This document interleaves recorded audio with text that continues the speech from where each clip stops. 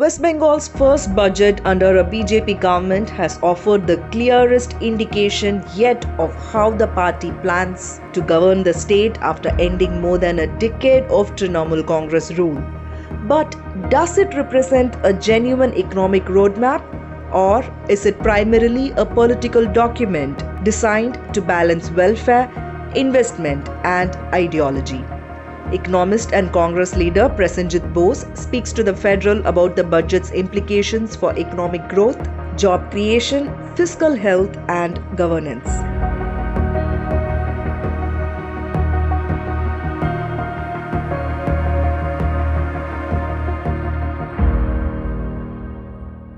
I think that it would not be fair to judge the desired economic trajectory on the part of the BJP from this budget, because it is coming in a context where the interim budget was placed before the elections in February, and I don't find major departures in terms of the revenue mobilization strategy or a shift in the major shift in the priorities, expenditure priorities in this budget.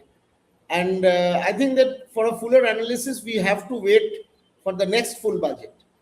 But having said so, let me point out at the outset two things that have stood out in this budget, which I think gives an indication of the shape of things to come. The first major thing is that what the government is expecting from the central government, especially if one looks at the grants in aid from the central government, that has seen a very major hike. So that is your double engine sarkar logic, which has directly come into play. And just to quote the numbers, the previous government in the last financial year, that is 25-26, had budgeted 37,000 crore as the grants in aid from the central government, which it expected. Finally, it ended up getting only around 22,000 crore. So obviously, it is more than clear that just ahead of the election in the last financial year, the central government has not fulfilled the expectations that the state government had in terms of grants in aid from the center to the state. This year, the budget estimates in this new budget, it is 71,000 crore, more than that. So you are actually, in terms of the revised estimates, if you calculate, it's almost a 50,000 crore increase in grants in aid from the center. So it's a very substantial increase. And there is no reason to suspect that these funds will not come. It will be the same as in the case of the previous government, because as we know that the previous government had a pretty hostile relationship with the center, which gets reflected in the fact that the revised estimates are for the last financial year was 15,000 crore less from what they had budgeted. So I don't think that's going to happen vis-a-vis this government. So assuming that it won't happen means that we are going to have a 50,000 crore increase in the grants in aid from the center. So I think that it is an indication that the change in the political relationship between the state government and the central government, now both being from the same party, will certainly help the state government in getting more resources from the center.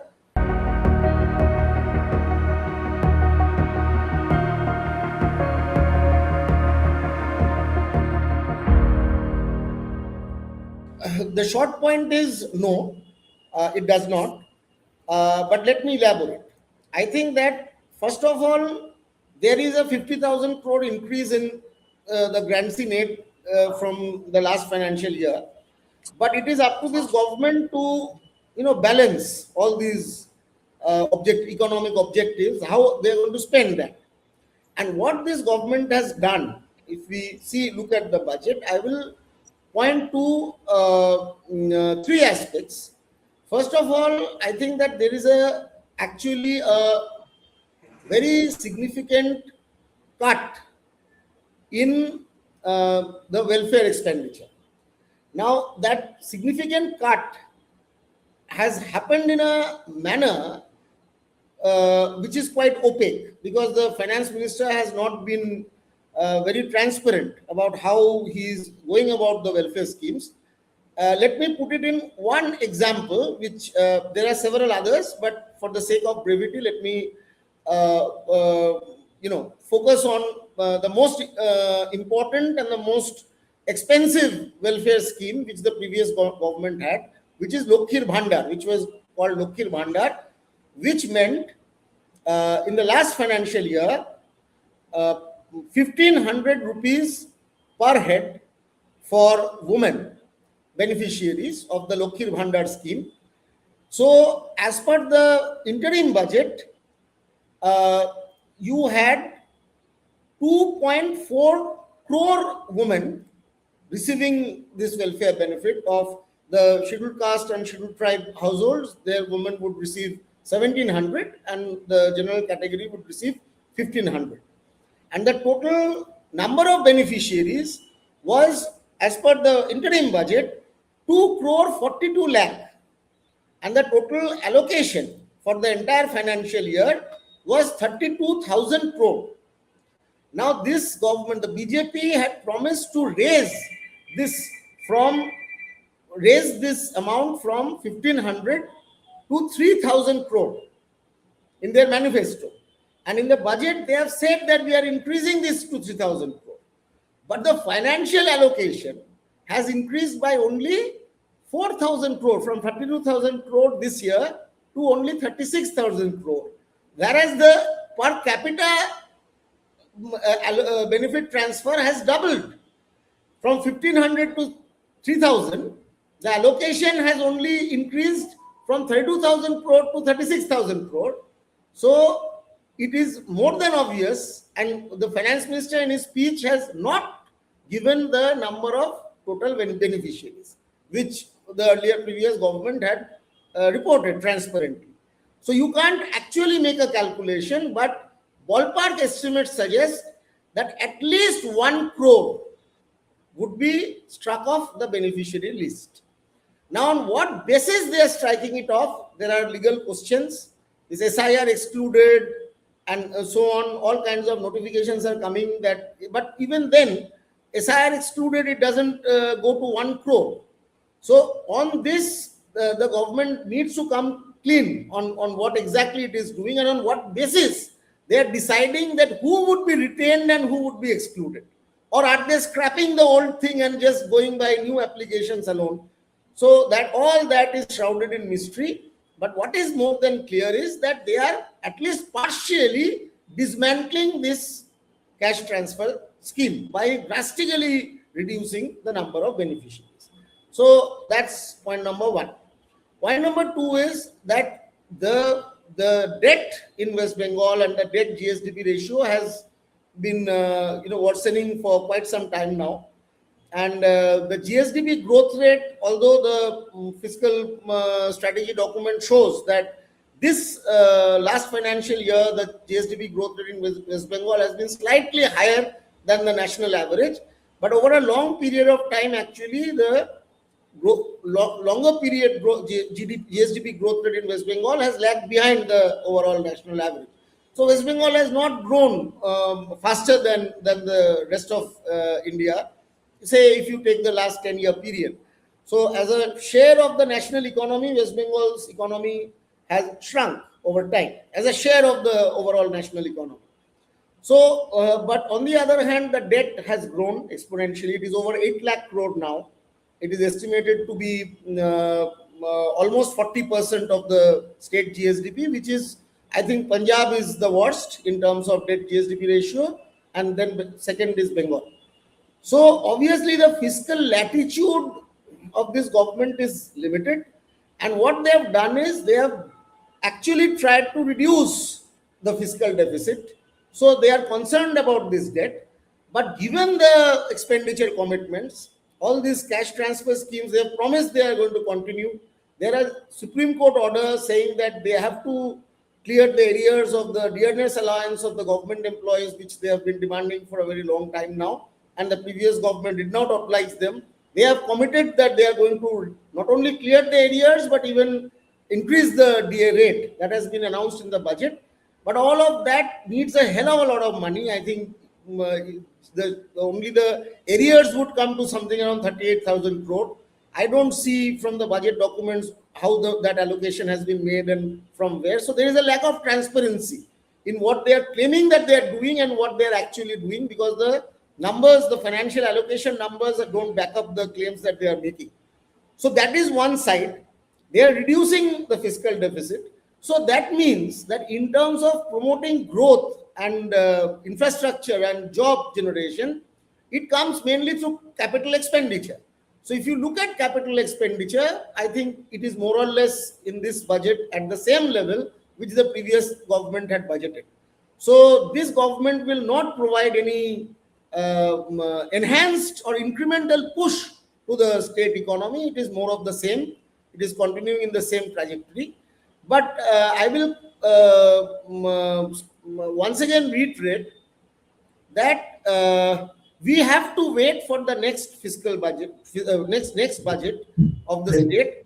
So in terms of that enhanced 50,000 crore grant in aid, which they are expecting in this ongoing financial year, the increase in capital expenditure is, I think, only around 20,000 crore. So much of that enhanced grant in aid is going to revenue expenditure. I think it is basically the welfare, the continuation of the welfare schemes in whatever truncated form the government intends to continue, and the commitment to enhance the DA of the government employees, state government employees. So, and additionally, there is a effort to narrow down the fiscal deficit. So, I think that it basically shows that given the fiscal condition of the state, the government has very limited fiscal latitude. You know, their room to maneuver is fairly restricted. So ultimately, it is amounting to a capital expenditure increase, which is not very significant. And hence, if the question is that whether this government is going to promote jobs and economic growth through fresh public investment, which can also crowd in private investment, I think that it is certainly not going to happen in this financial year.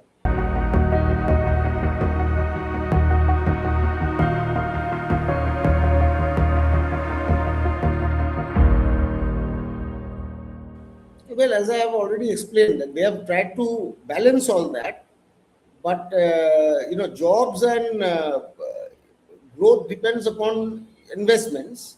And what I've already argued is that the push for capital expenditure is practically minimal and quite insignificant, given the scale of unemployment and the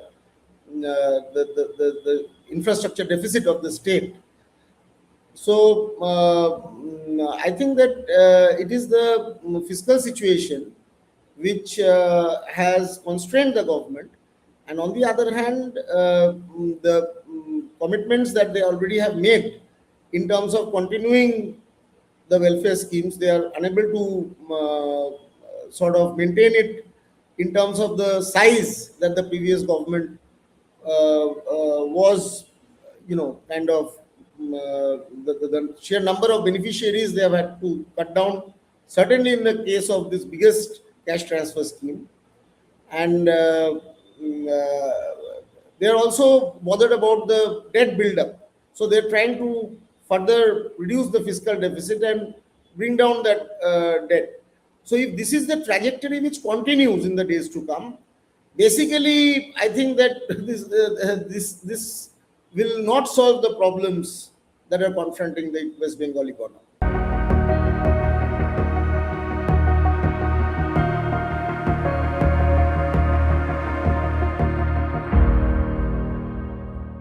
I think that the entire strategy, from what it indicates, it is indicative.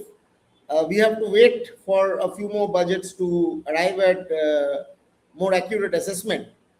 But what this budget indicates is that we are going to see more of the same, less welfare, more fiscal conservatism, and as far as the big push that is required in terms of public investment is concerned, I don't think that they will have uh, the revenue growth in West Bengal has lagged behind most other states in India. And if you do not have economic activity, then where are the revenues going to come from? I'm talking about the own tax revenue. So what this budget actually indicates is that this will be a budget. This government is going to have to rely on the largesse of the central government, which to some extent will come because of the double engine factor. But whether that will be enough in providing a structural break and taking West Bengal to a higher, growth and employment generating trajectory, I have my doubts.